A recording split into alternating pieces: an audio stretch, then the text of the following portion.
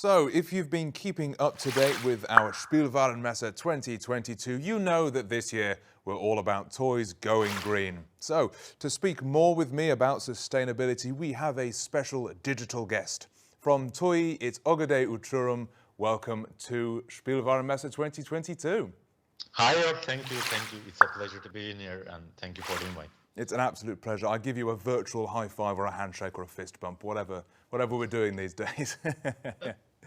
So, Ögeday, Toyi, you founded in 2018 in Turkey, and on your website you talk about open-ended and child-led play experiences. How do your products embrace that? Good question. Well, a core approach of toy is to say children that everything is a toy. It's just up to your imagination, and which let me explain with the best example.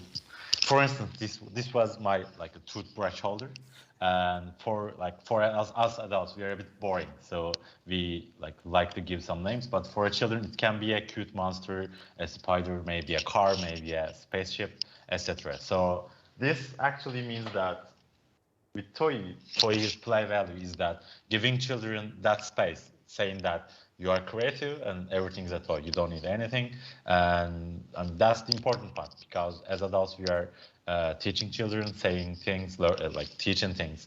But on the other hand, children are wise enough and they are creative enough to teach us something. So the open-ended play is really about giving the children the control of how they play. And I think as Toyi, we believe that as adults we can only support them to bring some experiences, and they are the play experts.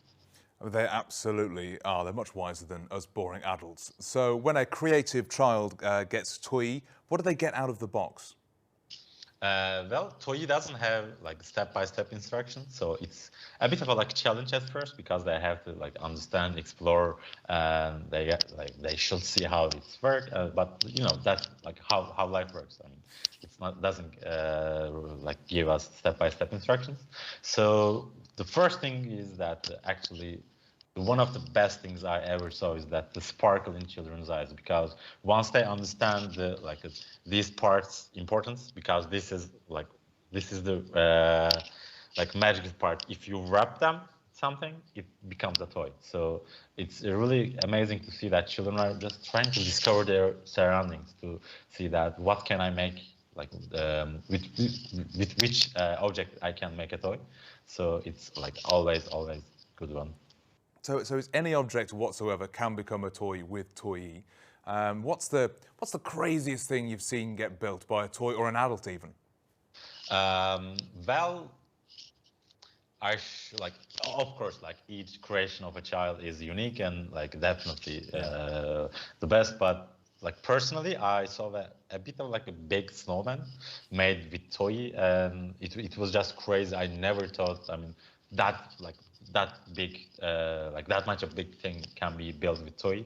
So for me, it's that. So this idea of creating toys out of anything, out of be it trash or something around the house, was this an idea of yours back in 2018? What inspired you to make Toyi? Well, I have a co-founder. Her name is Elif, and she's a designer. And she always said that I want to bring a play kit, like a first aid kit.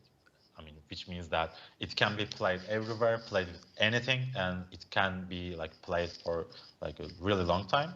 And that's how Toyi brought to life a play kit that you can carry anywhere, you can play in everywhere, and you can basically play with anything. So with that thought, we run some play tests, and we saw a huge interest from children, because I'm not sure. I mean, I'm sure that some parents and some people will remember that, once we were a child, we were get to use some rocks, basic objects as a toys, and I'm sure that everyone has a story about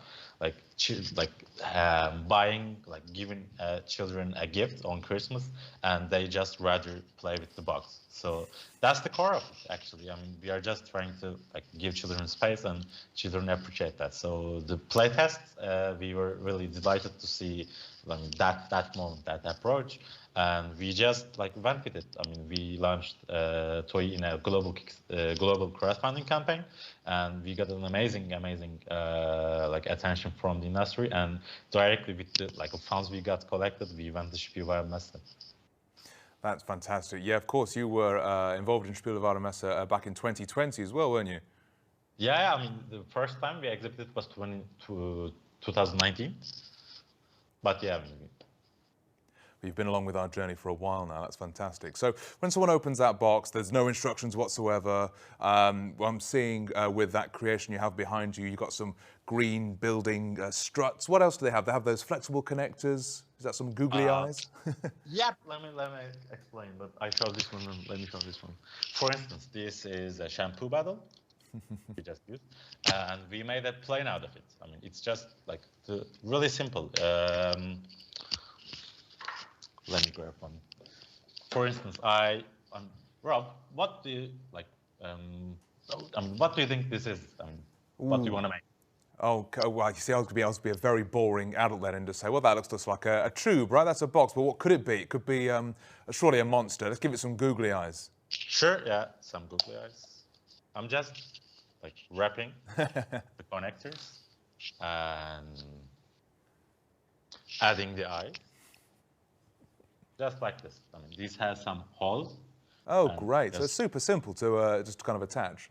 Yeah, sure. I mean, it's like once children look at like some object, they always see more of it. And we are just trying to make their jobs easier. So I'm just like sticking some arms. Oh, great. So it's a proper just a ball and socket connectors that are a nice universal. Yeah, it's worked like that. Either there's a one-eyed, one-armed like monster, and oh my word! Good to meet you. Virtual high five. Virtual high five. So through the power of the internet and Toyi, two people in two different countries can make a monster in 5 seconds. That's pretty good. Yeah. And have you seen much of a reaction from adult collectors as well? Like, as you can see, it's quite fun to have a desk toy or just kind of get your mind to play with something when you're bored. Yeah, definitely. I mean, the first batch of Toyi had an age limit of 6 to 99. So adults, I'm definitely having fun with it. And, you know, like, by the way, this one is my waddle bottle that I use every day. Oh, wow. So, yeah, I mean, the adults, of course, I'm playing with it. And we're also, like, Toyi got used in some, like, design workshops for, like by adults. And I mean, you know, the creativity is not like have any limits, and thanks to social media, all the filters, Toyi is just doing that in like a physical world. Absolutely, we're all still kids at heart, really, aren't we? Yeah, definitely. So, what is the future for Toyi? Have we got anything new coming out? What should we be looking forward to? Well, first of all, like as a startup, we always like want to take the feedback, understand the children more, and open up a space for them and bring new experiences. And we have 2 new kits coming in this year, and like we found out that in our journey we should give children a bit more like options, a bit more like different experiences to like explore. So these new kits will be coming up, and please stay in touch. So with Toyi being the ultimate upcycling product, was sustainability the biggest drive for you in creating this toy? Yep, definitely. Because, well, sustainability has a couple legs. One of them is as a company, as a like manufacturing side. And I believe that like as a toy industry, we are we have a bit like accountability for it, because I mean, in terms of for the data of the world counts, it's like approximately for each $1 million revenue, there are 40 tons of plastic is being used. And for like in the researches the MacArthur Foundation made is that 80% of the toys go into trash somehow. So it's a really big number, and like we are using recycled materials in all of our manufacturing, and I think that as an industry we should be like a part of the solution, but not the problem. And on the other side of that is the how children understand the sustainability. And upcycling is important in this aspect because I mean the real problem about the sustainability is that we should be like repurposing, reusing, and it's a really good mindset. If you look like for instance, if a child look at something and say I should make a toy with it, I should not like just throw it away, but it can turn into a toy. This behavior got into them when they are grown ups and they got older as well. So not only are you entertaining kids right now, you're teaching them to be the next generation of eco-warriors. Well, yeah, I mean, but on the other hand, the play is the ultimate teacher, and that's where children like explore the world. And I mean, as an industry, I mean, we are really have to be close with them because we should make the good example. Absolutely. There's no point in giving kids playthings right now if the world we're handing to them has been destroyed, right?